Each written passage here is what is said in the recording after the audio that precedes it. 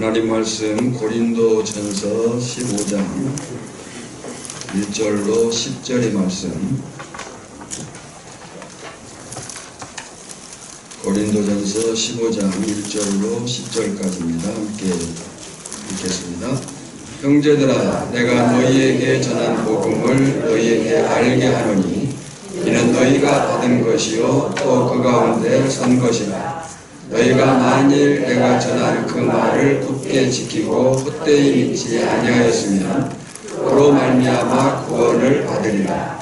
내가 받은 것을 먼저 너희에게 전하였노니 이는 성경대로 그리스도께서 우리 죄를 위하여 죽으시고 장사 지낸 바 되셨다가 성경대로 사흘 만에 다시 살아나사 게바에게 보이시고 후에 12 제자에게와 그 후에 500의 형제에게 일시에 보이셨나니 그 중에 지금까지 대다수는 살아있고 어떤 사람은 잠들었으며 그 후에 야고보에게 보이셨으며 그 후에 모든 사도에게와 맨 나중에 만삭되지 못하여 난 자 같은 내게도 보이셨느니라.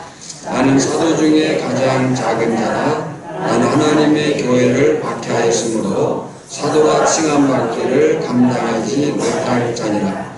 그러나 내가 받은 것은 하나님의 은혜로 된 것이니 내게 주신 그의 은혜가 헛되지 아니하여 내가 모든 사도보다 더 많이 수고하였으나 내가 한 것이 아니요 오직 나와 함께 하신 하나님의 은혜로라.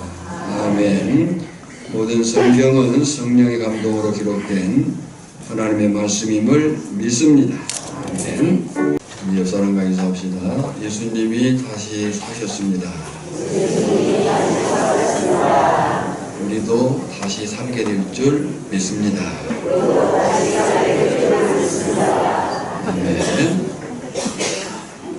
부활에 대한 설교는 오늘은 좀 분주할 것 같아서 다음 주까지 하도록 하겠습니다.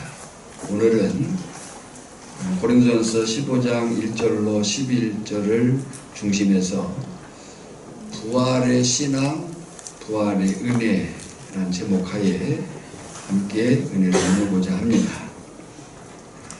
교회력으로 보면 오늘이 부활절입니다. 우리는 매년 부활절을 기쁨으로 맞이합니다. 근데 이 부활절은 유월절 계산법을 따르는데 춘분, 올해로 얘기하면 3월 20일 이 춘분입니다.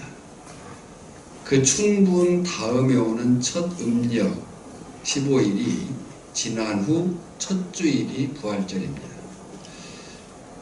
그 첫 음력 보름이 주일이면 올해가 그랬어요. 3월 24일이 부활주일이어야 되는데 그날이 15일인 거예요. 그래서 첫 음력 보름이 주일이면 그 다음 주일 부활절이 됩니다.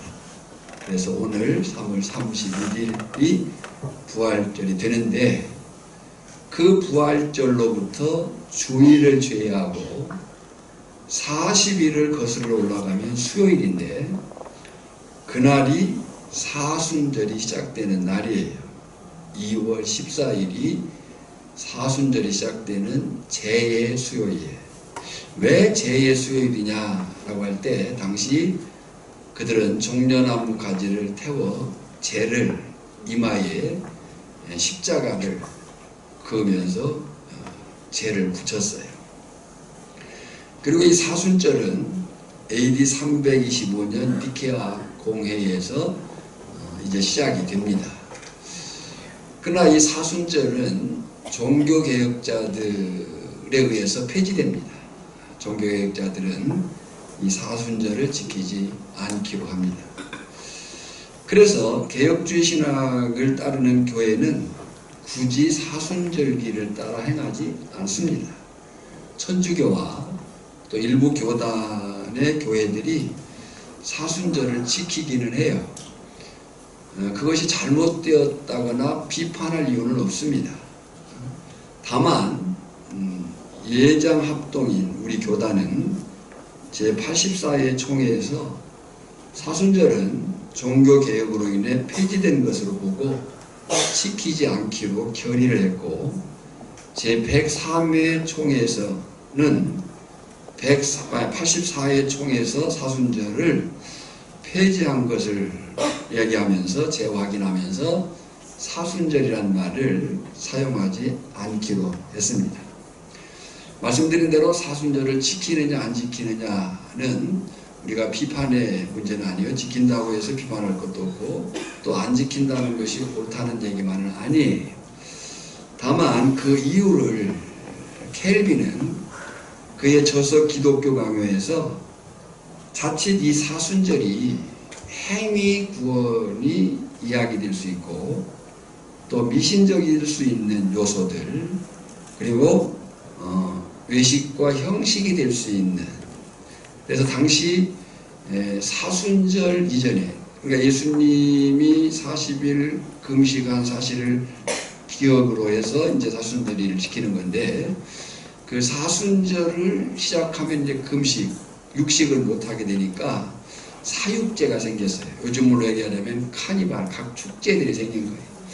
그래서 이제 40일 이 사순절이 시작되면 금식하게 되고 육식을 못하게 되니까 그 전 일주일 동안은 먹고 놀자 하는 그 사육제가 행해진 거예요. 이런 극단적인 일이 생긴 거예요.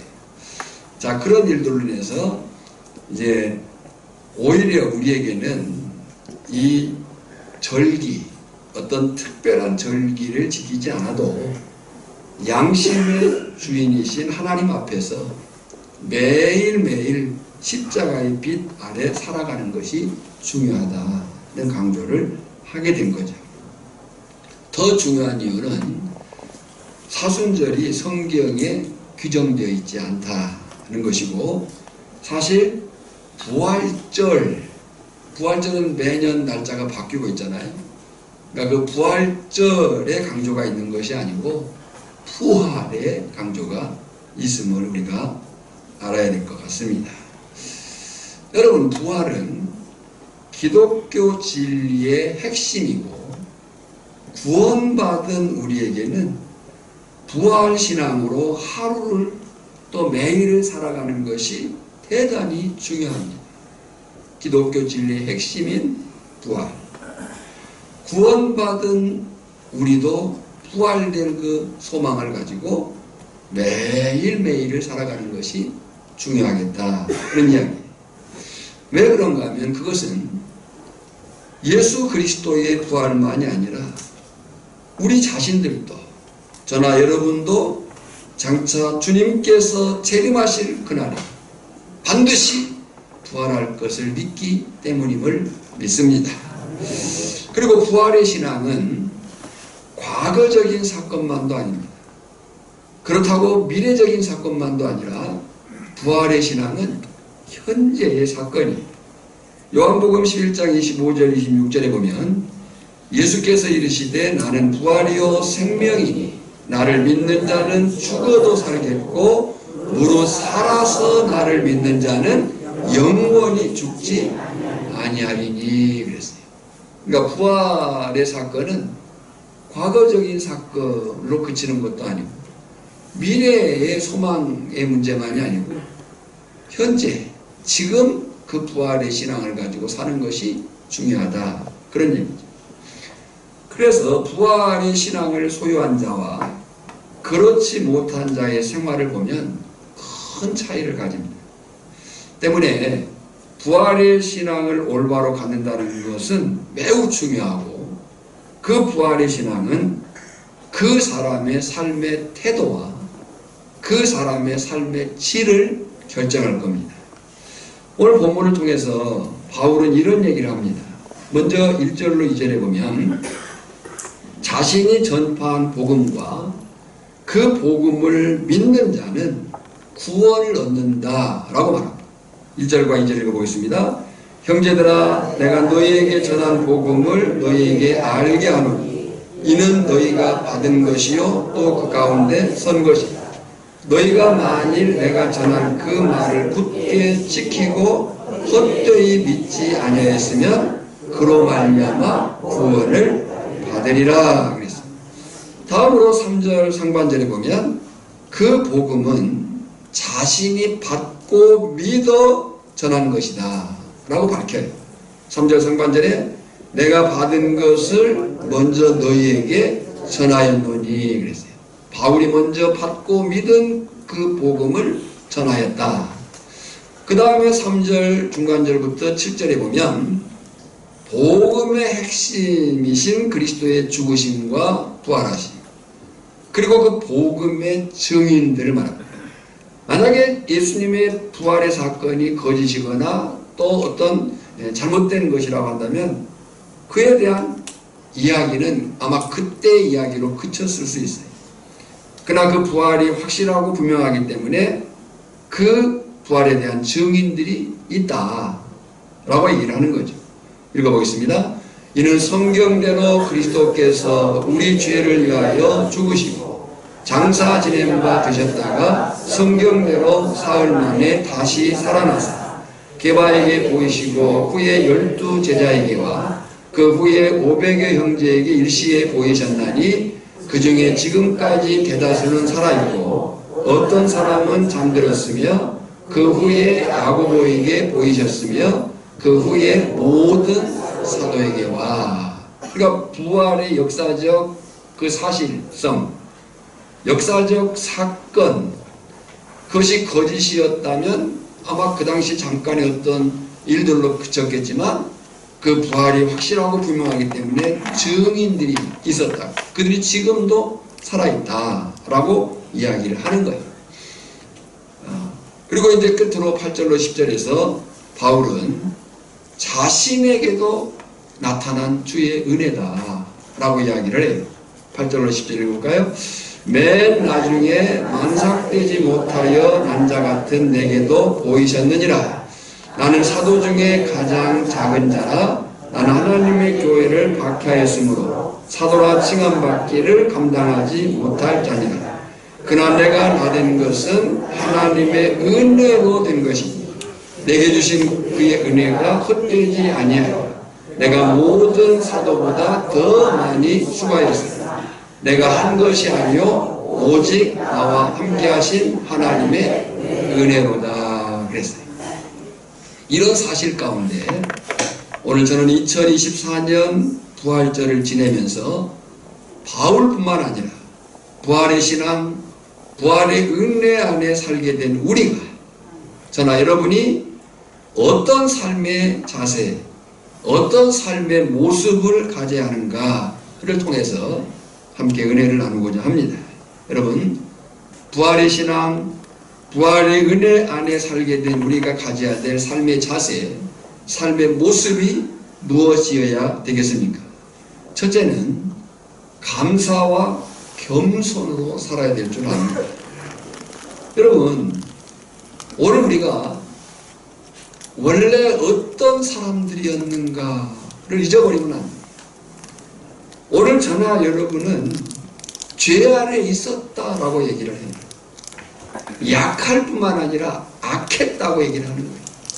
죽을 수밖에 없었고 그 어떤 행위로도 의에 이룰 수 없는 절망적 존재였다고 성경이 밝히고 있는 거예요. 본질상 진노의 자녀였다라고 얘기를 하는 거죠. 그런 우리가 하나님의 전적인 은혜로 말미암아 할렐루야, 죄와 사망의 그 지배 아래서 전혀 소망 없었던 우리가 하나님의 전적인 은혜로 말미암아 믿음으로 의와 생명에 이르게 되었다. 하늘의 소망을 갖게 되었다라고 이야기를 하고 있는 거예요. 사실 이 사도 바울은요, 대단한 사람이에요. 구약에 능통한, 율법의 철두철미한, 뿐만 아니라 정치적으로 로마의 시민권을 가지고 있는, 더군다나 그가 이제 예수님을 만나고 그의 생애 속에서 신약 27권 가운데 13권을 기록하는, 만약에 그 사도 바울에게 오늘의 식으로 학위를 준다면요, 아마 헤아릴 수 없는 학위를 줘야 될 것 같아요. 그런 그가 그 모든 것보다 부활하신 주님을 만난 사실, 부활하신 주님을 만난 그 사건, 그 부활의 소식을 전하는 일꾼이 된 것이 얼마나 크고 감사한 것인가를 말하고 있어요. 그가 종교적으로, 사회적으로, 정치적으로, 그의 신분적으로 정말 대단한 그런 위치에 있었지만 그는 그 모든 것보다도 부활하신 주님을 만난 그 사실, 사건, 그로 인해서 부활의 소식을 전한 일꾼이 되었다는 것을 가장 큰 감사로 그가 외치고 있다는 거예요. 8절로 9절에 보면 맨 나중에 만삭되지 못하여 난자 같은 내게도 보이셨느니라. 나는 사도 중에 가장 작은 자라. 나는 하나님의 교회를 박해하였으므로 사도라 칭함받기를 감당하지 못한 자니라. 만삭되지 못한 자 같았다.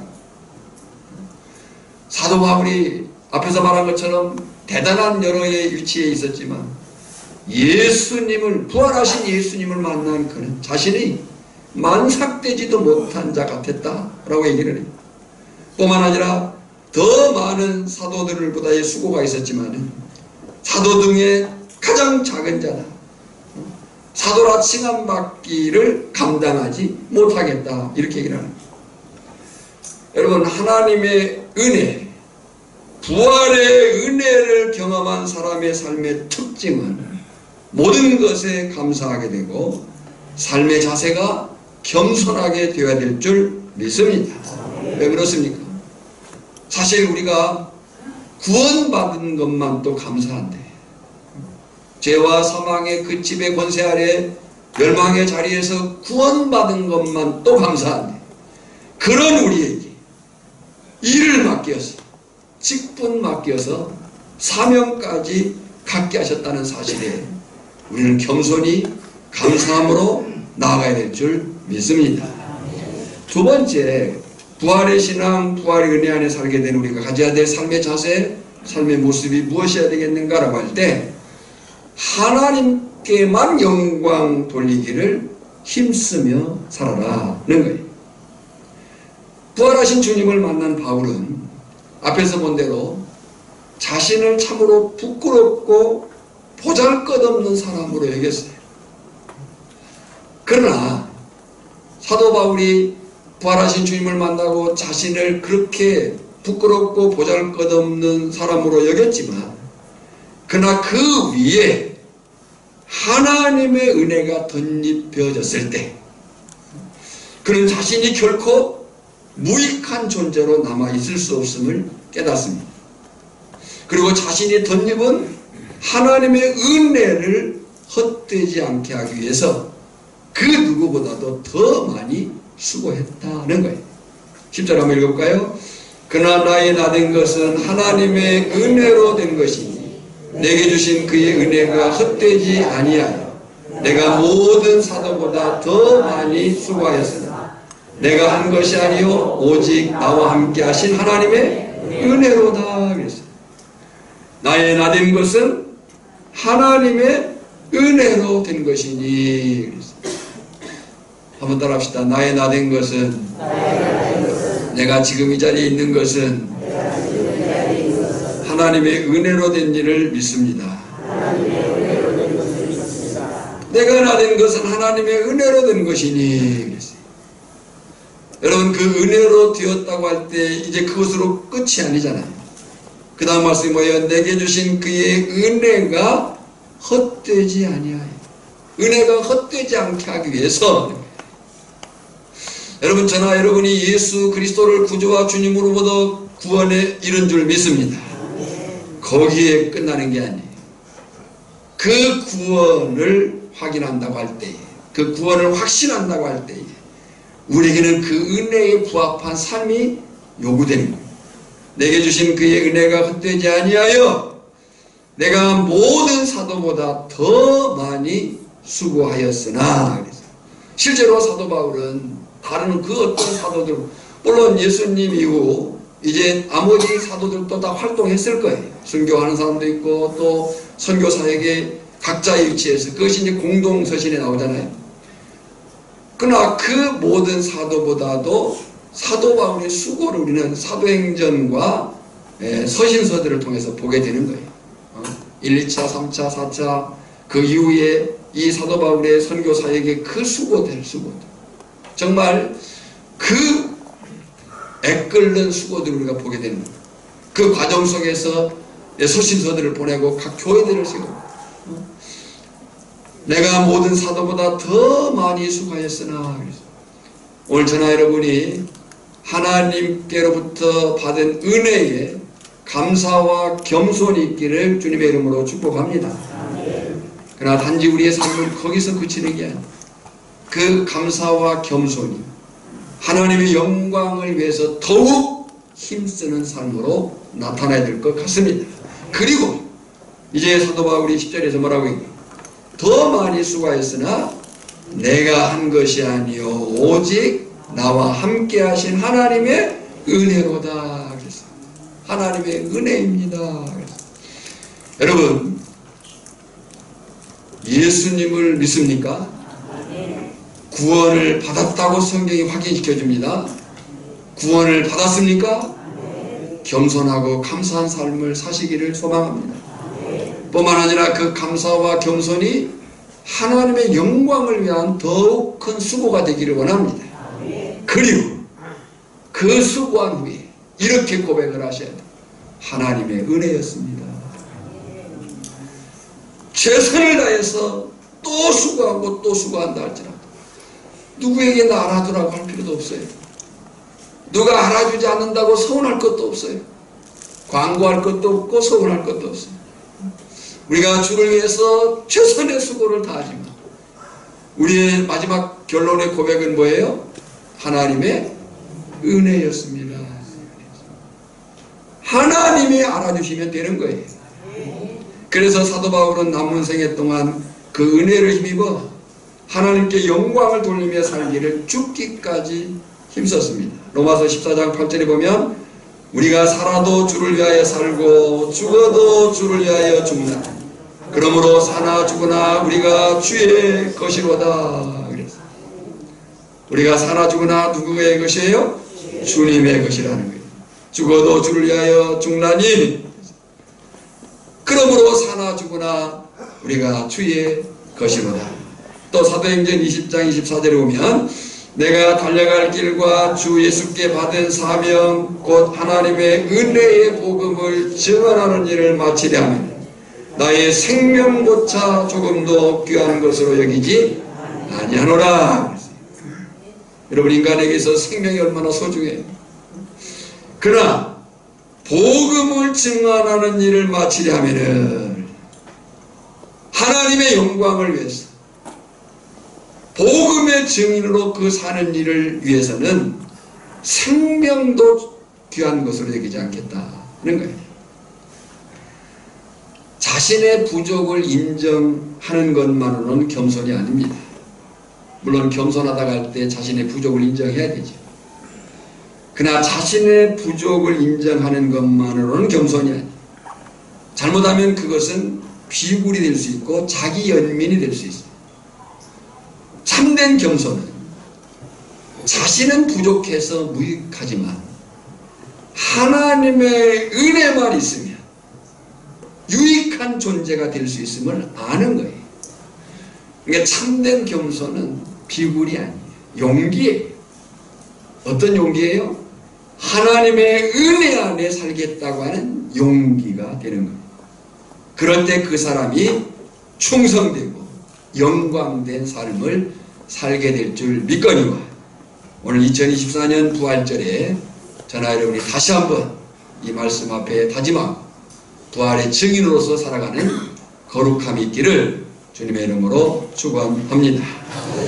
지금은 부활이요 생명이신 예수 그리스도의 은혜와 독생 성자까지 아낌없이 내어주신 성부 하나님의 크신 사랑하심과 깨달아 알도록 도우시고 여전히 우리의 삶의 주인 되신 성령의 기름 부으심 오늘 부활절 아침 다시 감사와 겸손의 삶으로 오직 하나님의 영광을 위해 살고자 하는 다짐으로 마음먹은 성도들 심령, 가정, 산업 위에, 오천교회와 또 이 지역과 이 민족 위에, 한국교회 위에, 세계 선교 현장 위에 이제부터 영원까지 항상 함께 있을지어다. 아멘.